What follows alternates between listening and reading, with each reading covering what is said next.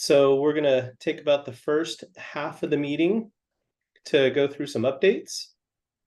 And then the second half, we're going to open it up to conversations amongst our coaches. And again, the reason we do this is because we do want to have a community. And I think the best way to have a community is to have you guys actually talk to each other. So we're going to have that chat during the second half of the meeting, and that chat is actually going to be focused around chatting on Discord. So we're going to jump into Discord and see what we can use it for. So we have some ideas, and we're also looking for some ideas from our coaches, from you, to figure out how we can leverage Discord to continue this conversation after we're done with each monthly call. So again, welcome. I'm David Zaitchik. If you're new to this call, I am the NCL Commissioner. Also on the line with us today in our meeting, we have Franz, who's our Cyber Skyline CEO, and Emily, who's our Community Engagement Manager. Hello, both of you. So they'll talk to us about some of the updates as well. All right, next. So Franz, why don't you jump in to give us our season dates for this upcoming fall, which actually stuff starts in just a couple weeks. Yes, so thank you, David, and welcome everyone. The season is coming upon us pretty quickly. Next Monday is actually the start of NCL regular registration. So if you already have your classes starting, you all can get started right away. The late registration opens up on October 7th, so you've got plenty of time to get registered during that regular registration period. And then the gym is going to be available from the start of registration all the way until mid-December. So all throughout the semester, you and your students will be able to check out the practice gymnasium and get your experience that way.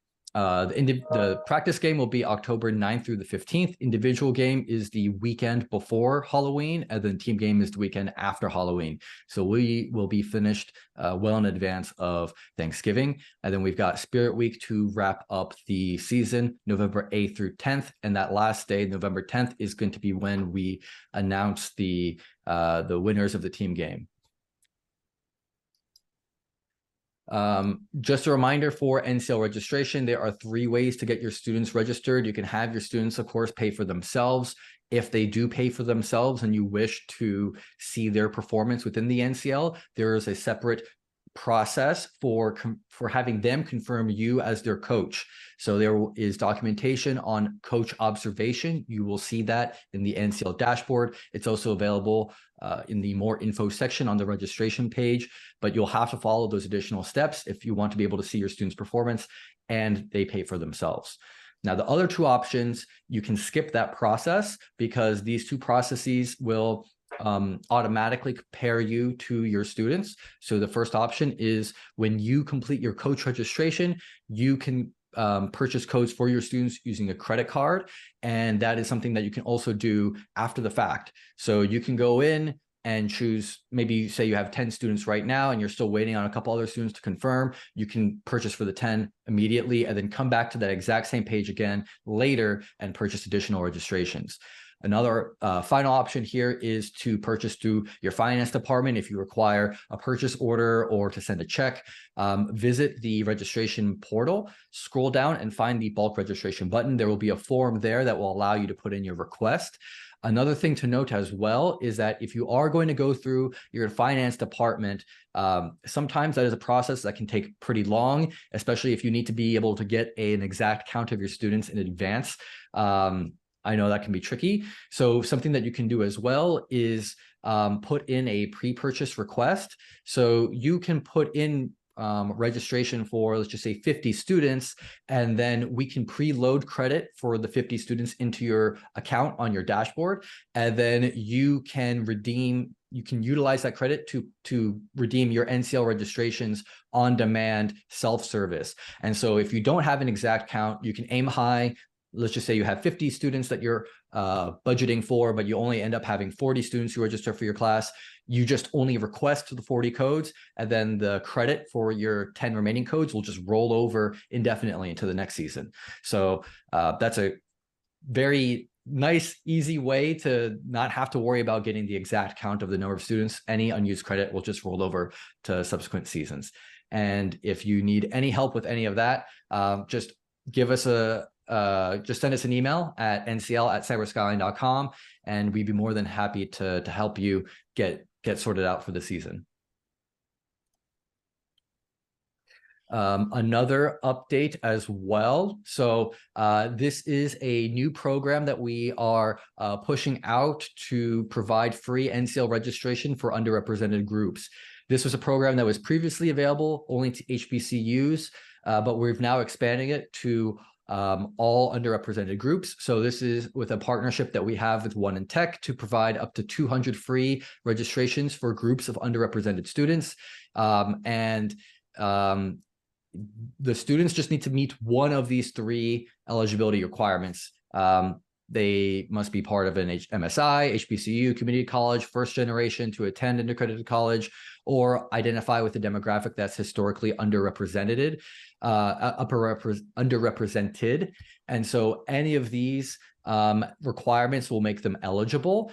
The application form that David just posted in the chat, or you can scan this QR code, it is a group application. And so if you have students at your school who could benefit from this program, we ask that you submit one application on behalf of all of the students.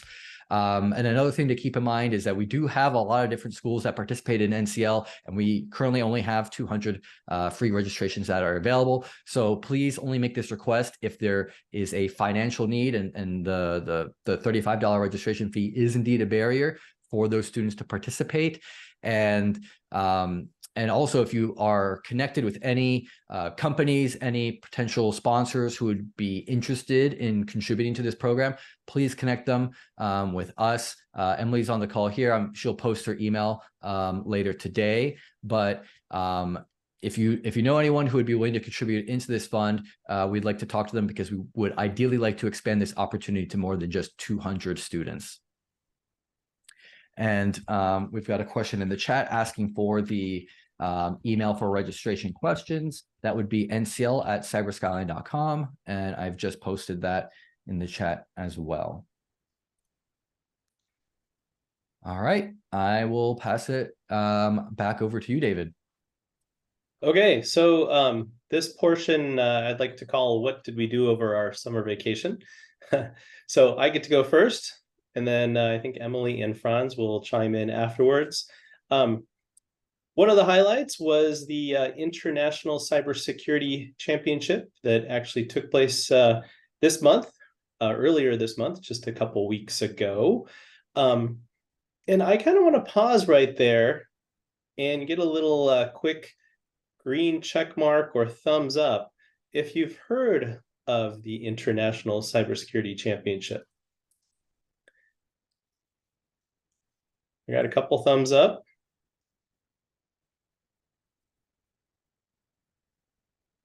Two. No. Have not. Okay. So that is very interesting, since we are on a call with coaches, instructors that teach in cybersecurity, and only because I'm part of the cyber games. Okay, yeah, that would make sense. I think it's important to get the word out about this. So this is the second year of this competition. The first year was last year, and the competition was held in Greece, in Costas's backyard there. And what it entailed were teams from several different regions coming together to compete to be basically the best in the world in cyber. So as I mentioned, this year, which was the second year, the competition took place in San Diego, and we had teams from 7 regions trying to think of this on the spot here. So we had teams from Asia, from Europe, from Latin America, from Oceania, and Oceania was Australia and New Zealand.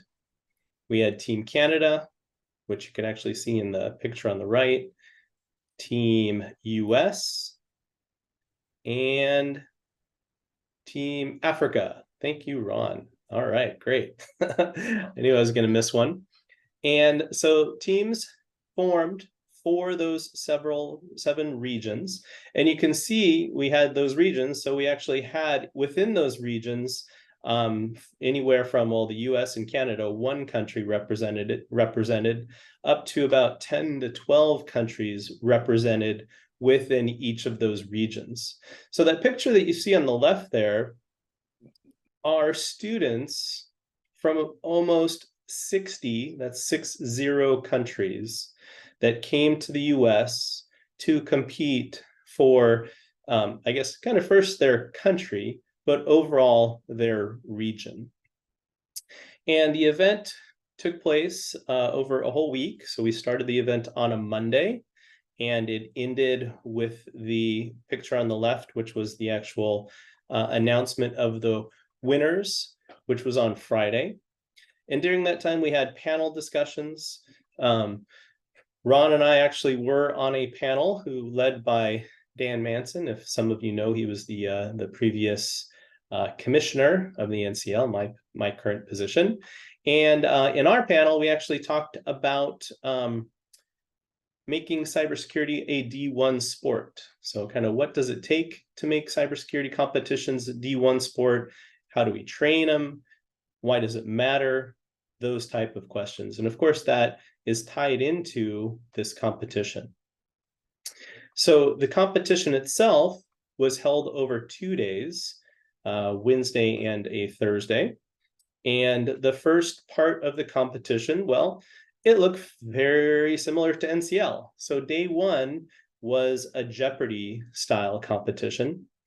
And the picture on the right, you can see where the competition took place. So it was actually in this giant ballroom in the Torrey Pines La Jolla Hilton, which was absolutely beautiful.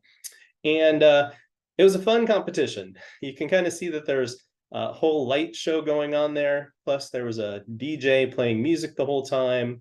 And there was a live broadcast of the event with an announcer walking around and interviewing people during the event itself. So day one, they had from 8 a.m. till 6 p.m. to do a Jeopardy style, fairly similar to NCL type competition as a team. And then the second day, they did what's called a King of the Hill competition. And simultaneously, they were doing an attack and defend competition. So lots going on both days. Both days, the teams had this intense 8 to 6 schedule of competing. And you probably really want to know who won, right? So the third place team was Team Asia. And Ron, you can correct me if I get this wrong, because this again is from the top of my head. The second place team was Team Oceania, which again was Australia, New Zealand. And the first place team was Team Europe. Yes, US did not place in the top 3. We as in the US, came in 4th place, which was a little disappointing since we were hosting it. So it was hard to take 4th place on home turf. But we had next year's coach there who is actually very familiar with the NCL. And one thing that he wants to do is, talk more to us about the NCL and how we could possibly help get the word out about this competition and possibly get some more players from the NCL to be part of this team. And the team is made up of 17 players from each region. So that's kind of one reason I went. And yeah, thanks, Franz. Quick note is, 2/3 of the players from the US were also NCL players, but they were more selected through through a different sign-up process. Possibly we may have this be maybe individuals could be identified through the NCL game. That's something that we're still looking at right now. And Costas's comment is, why not field an NCL team for the US and compete for the right to participate in the ICC? So yeah, that is a good question. And that's actually a conversation that we'll be having later in the week with the organizers of the US team. They're very interested in talking to us and figuring out what we can do. And the reason why I mentioned it in this call is, again, just to kind of get the word out about this competition, because I would like to see the US on the podium next year. And I'd also, to do that, I think we can probably bring in some more top players. And one way to get top players out there is for players to actually even know that this exists. So that's why I wanted to spend a couple minutes talking about this particular competition. Any other questions? So let's see, wasn't Team Africa's team also an example of excellent sportsmanship? I would agree with that. So Team Africa had a couple issues getting all their players here. And I think one main reason that I heard was funding. So out of the available 17 spots, I think they had only 4 players that were able to make it. So the good sportsmanship piece is that we had volunteers, and also if you look at the table there, you can't really see it, but at any given time, you can have 15 players on a team with 2 alternates. So what some of those alternates did was they actually joined Team Africa to help them. So that was great to see. And I know it's also it was great for the players and the other volunteers to be able to participate, but it also helped Team Africa so they could actually, legitimately compete. And they actually did pretty well on that first day. They were nicely up on the scoreboard. Any other questions? Okay, so that was one thing we did. I also want to mention that one thing we did earlier in the summer is the whole team, the NCL Cyber Skyline team. We went to the NIST NICE conference in Seattle, and there we talked about NCL and how we can incorporate that into classes and universities. Another thing that we did was we actually met up with Team Europe and met with the coaches in Norway a couple months ago. So that was a thing that the NCL and Cyber Skyline did, was we wanted to meet directly with Team Europe. And hey, look, Team Europe came in first place. So that was a great team to meet up and get to know. Okay, next, Emily, you want to jump in with your what did I do this summer? Definitely. I actually have a funny segue about Team Europe and Las Vegas for Black Hat DEF CON week, and SquadCon was in the middle of that. So a small portion of the Cyber Skyline team went to In-N-Out. And if you've ever been to In-N-Out, you know it's a jungle and everyone's fighting to get a table. Well, lo and behold, in the back of the restaurant was some people from Team Europe, and they gave us their table. So it was funny to be able to see them in person. It was so random, but it was really cool to see them just a few months after we saw them in Norway. So yeah, small world. DEF CON brings everybody together. But yeah, so this past week, the Cyber Skyline team went to SquadCon 2023. And SquadCon is a new conference. It's a spinoff of something that started at DEF CON with Black Girls Hack. It was a 3-day conference, and it was hosted by Black Girls Hack, but also connected with Hacking Girls Village. It included labs, workshops, discussions, CTFs, and also different types of panels. Really, the conversations were really moving towards the mission of improving diversity and ethical hacking. The forum for conversation about topics that impact girls, women, LGBTQ+, and individuals that really need support in the cyber community and seem to be very underrepresented, especially during the Black Hat DEF CON week in Vegas. So NCL was able to participate and bring along some of our team members. We had a virtual CTF experience for participants. We also had our Cyber Skyline staff, Franz and Toby, have main stage presentations about CTFs. So we had a CTF 101 workshop and a CTF 102 workshop. We also did some fantastic on-site networking, which is wonderful to see people in person and be able to start conversations and relationships with companies and organizations within the cyber community. And we also were there to truly support Black Girls Hack. That is one of our partners that we definitely want to establish pathways for women and women who identify in particular communities within cyber. So it was a fantastic time for us to really get involved with something that was brand new. We're excited to return to SquadCon next year. And as you can see, we had some pictures and we got to meet Jen Easterly. She was one of the main presenters. It was an excellent time. And it really just goes to show that when we come together, we can truly support the underserved communities within cyber. So yeah, if you happen to have any organizations that you'd like us to connect with, please reach out to me. I'll go ahead and put my email address in the chat box. But we're always looking for opportunities to widen our community base for our own community, as well as to support others and make sure that our participants in NCL are aware of other organizations and ways that they can fit in and create their own networks and opportunities to connect with others. So let me go ahead and put my email in here. And we can actually go on to the next slide. That's a little bit about SquadCon, but talking about supporting our NCL community. We are going to be having a fall recruiter pitch day that's going to be happening in September. I had mentioned this in last month's coaches call, and I want to just have a shout out to a few of you that have made some warm connections to companies. So thank you very much for doing that. I'm in the process of having conversations with them and making sure that we are getting new blood in the mix to support our community. But a little bit about the Recruiter Pitch Day, if this is brand new to you. It is an online event that allows organizations to share with our NCL community, particularly students and candidates that are looking for internships and entry-level jobs. It allows the organization to share about 5 minutes of their organization about company culture, internships that are available, entry-level job roles that they have available. It's open to the entire NCL community. It's easy and convenient for students to learn about companies and to actually connect and network with recruiting teams and hiring teams.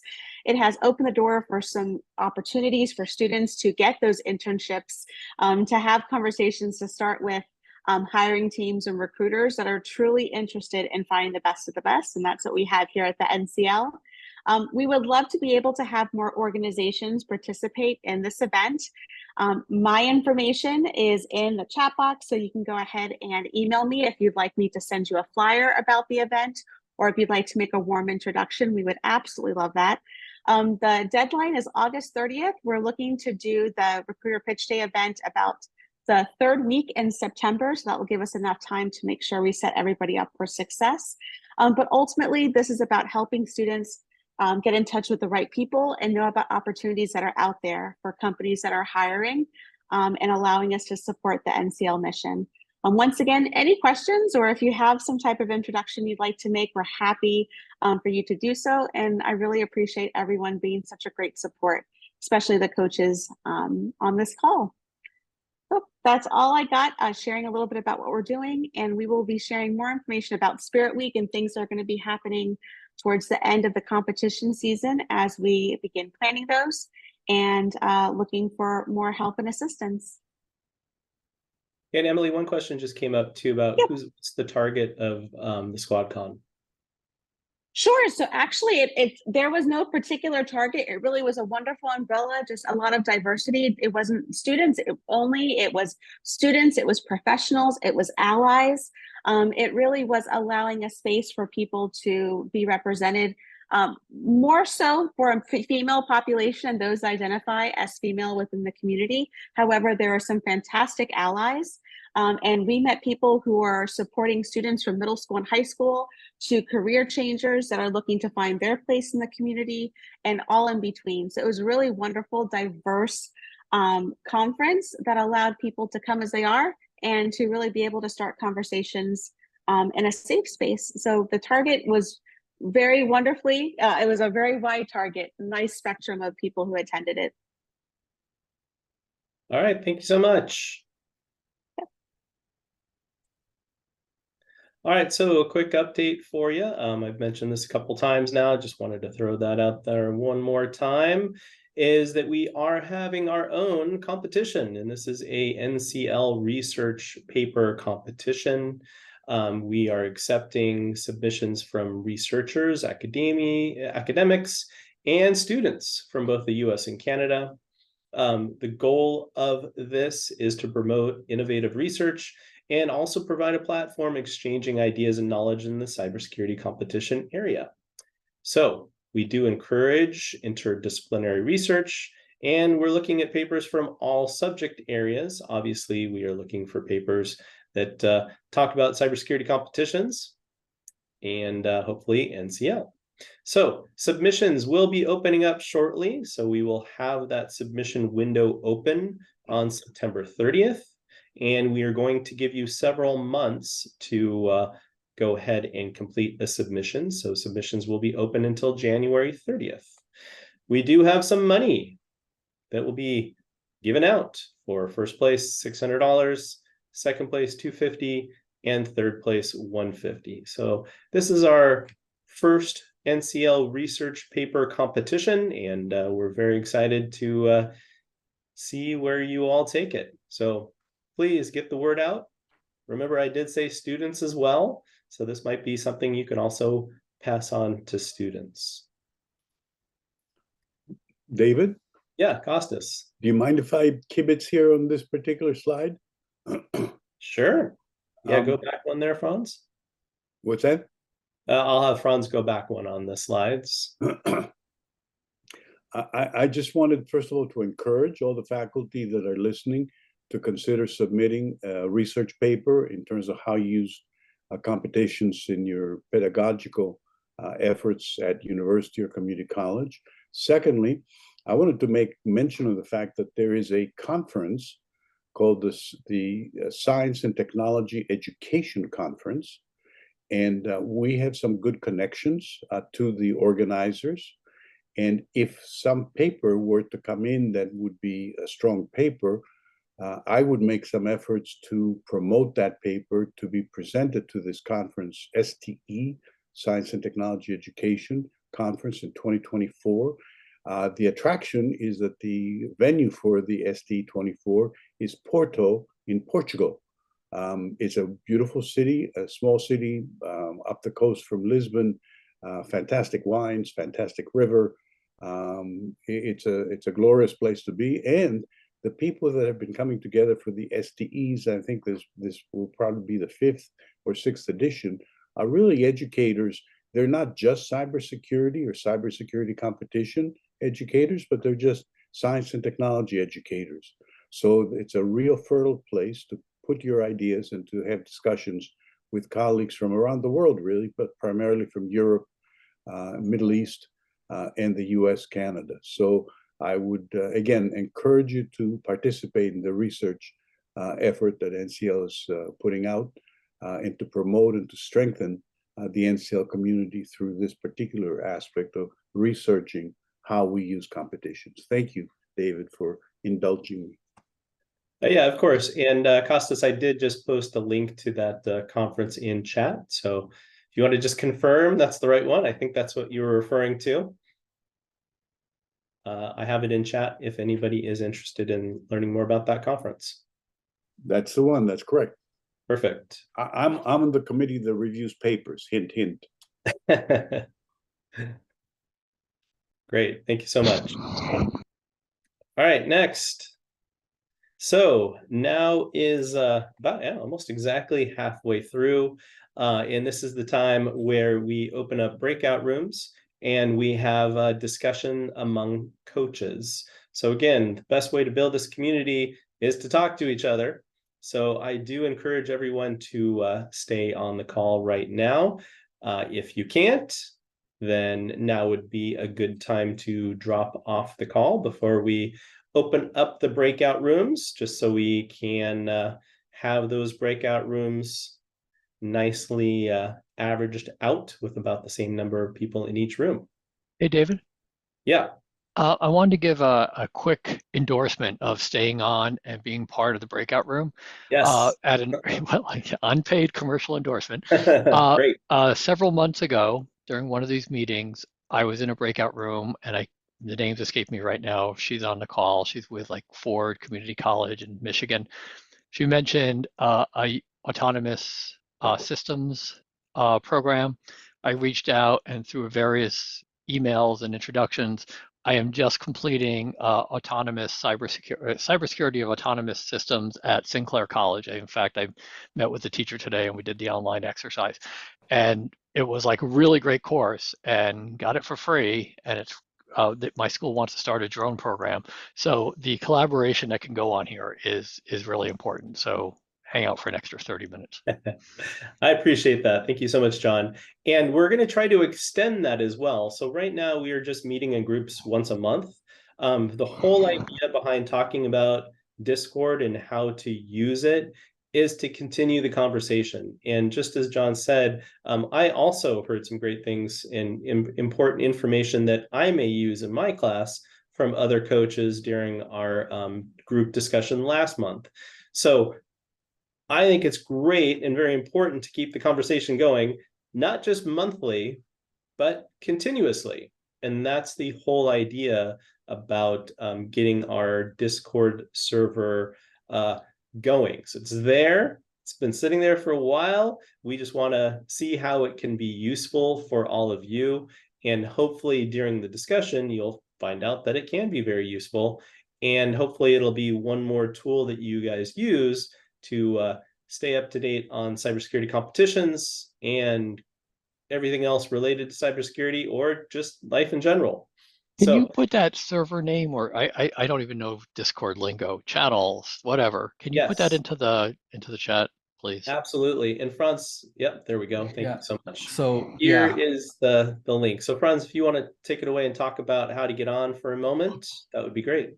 Sure. So before I go ahead and do that, while we still have people on here, if you would like to volunteer to lead one of the discussion sessions, please leave your name in the chat. We need what looks like probably about 7 volunteers to lead discussion rooms.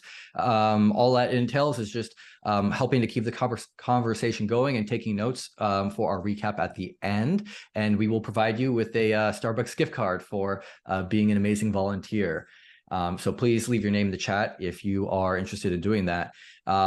A quick overview in joining the NCL Discord. I have the link there on the slides and this QR code. David has also posted it in the chat.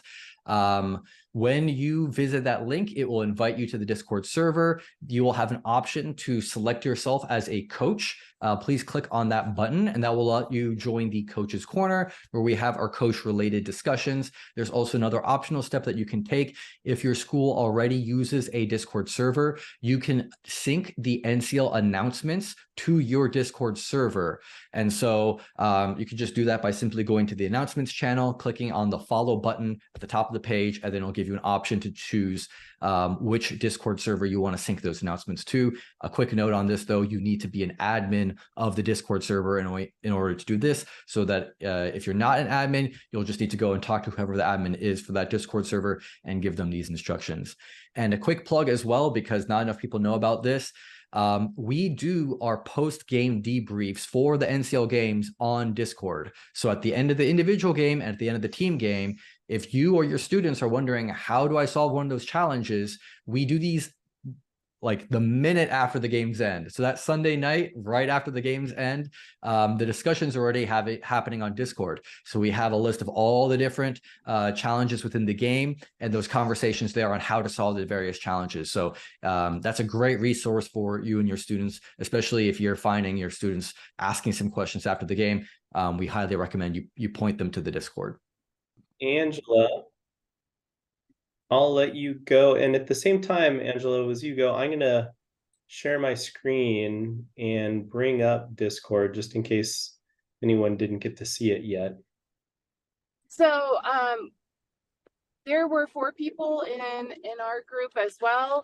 And some people had just joined the Discord and had the coaches channel, but it doesn't really sound like a lot of people have been using it based upon current usage.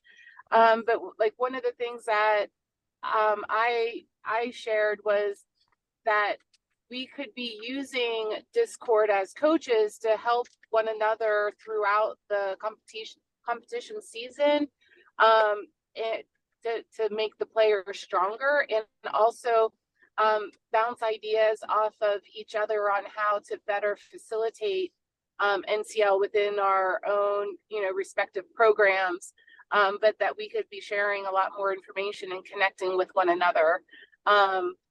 That's basically kind of the gist, because it was something that also in one of the other groups from, I think, the last coach's call, during the small group, I was able to figure out how to incorporate NCL better in the classroom because some of the conversations that were happening through Discord. So it's going to change the trajectory of the program, I know, at my school, because of those conversations that I was able to have. So that is all that I have at this moment. Great, thanks. So I put a little prompt here in Discord, since you did bring up incorporating NCL into the classroom. So if anybody's on, maybe we could get some responses. And in the meantime, Chris, I know you were leading a room. What did you hear? Yeah, so we had 5 people in our room, and 3 of them were personally using Discord for their classes. 2 of them were not. There was an additional person who had said that they knew the students used it, but they weren't familiar with it.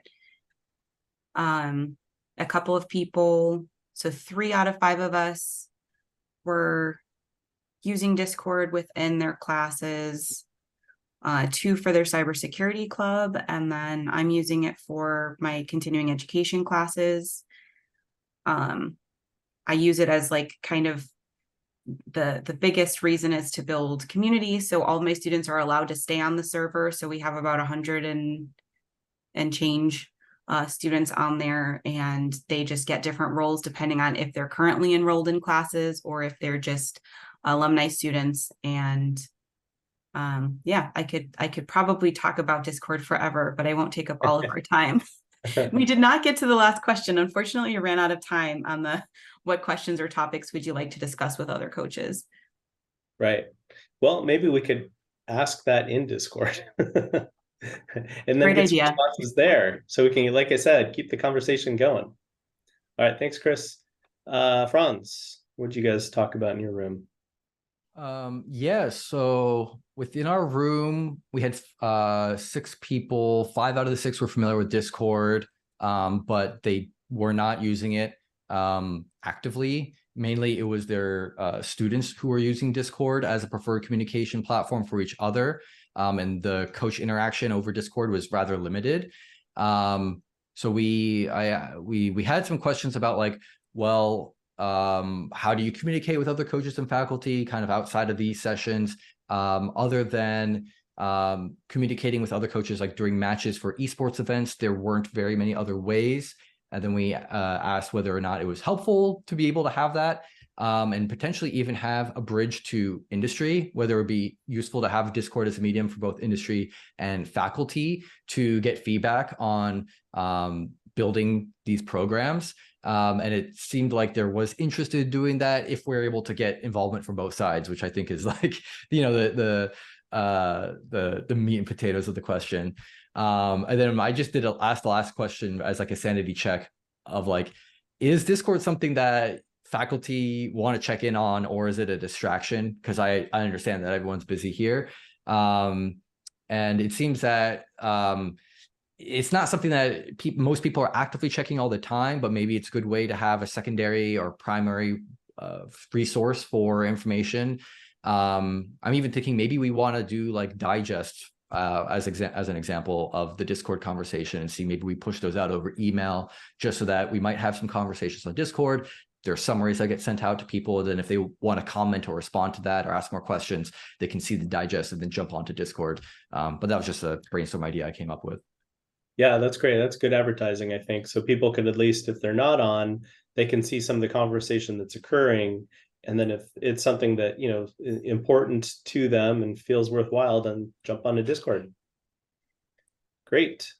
And then, so in my room, we had 4 of us. I think all of us have used Discord at least at one point in time. I know Ron's currently using it. I'm currently using it.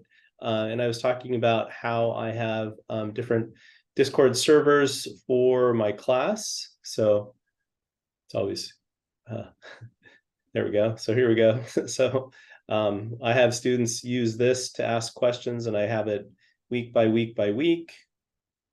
And they can come in here and ask questions for my class. And then also we have my club, or not my club, my school's club, our security club. They have a Discord server. And then, of course, what we've been talking about today is the NCL server. And again, this is go David, ahead. quick question for you. So the icons on the left are servers. Yeah, I think that's the right terminology. Well, I'm asking, I'm not judging. Oh yeah, That's correct. That is correct. okay. Yeah. These are the Yeah. servers, and then I think here we have the channels. So under it, like as an example of a server, you said you had one for your club. Yeah. Do you that then are the subsets under there, are those channels? Yeah, so every time I click on one, so here's my club, these are the different channels, and we have like a general one, we have an officers channel, careers. So just so we have, you know, channels you can think of as categories, just to kind of keep the conversation, you know, more targeted. Can you restrict people once you have someone join a server? Do they have access to all channels, or can you separate channels further? Yeah, so I have, for my club, I have a channel just for, let me go back to my club. Here's my User Zero club. We have a channel just for officers. So only people who are officers can see this. And yeah, so you can restrict who gets access to each channel. And again, here we are. Again, when you jump back in, I know we're at the very end of the meeting here, but once you do get back into Discord, hopefully you will find the NCL server. And the channel that we are talking about today was the Coaches Corner. So I posted one thing today. I'm hoping we'll get a few more maybe responses to my question that I put on Discord. But again, we're just trying to give another tool for people to be able to use to communicate, like I said, to keep this conversation going. Any other final thoughts, Franz and Emily, before we wrap up?